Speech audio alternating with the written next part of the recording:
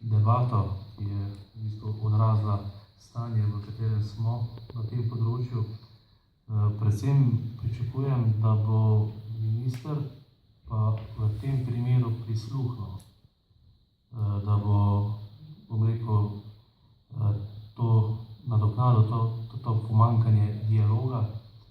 ali pa na koncu temu posluha, da se bo mogoče vložilo malce več truda, da na koncu skozi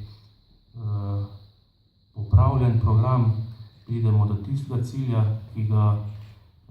slovensko podeželje ali pa slovensko kmetstvo pričakuje, se pravi, da bo enakomerno, razvojno naravnano, da bomo dosegli tisto, da bo se seveda kar največ teh sredstev zmoglo počrpati v tisto skupno zadovoljstvo, ki se bo odrazilo tako na podeželju kot na slovenskih kmetijah, in da bomo skozi to pokazali, da znamo in zmoremo. Že sama,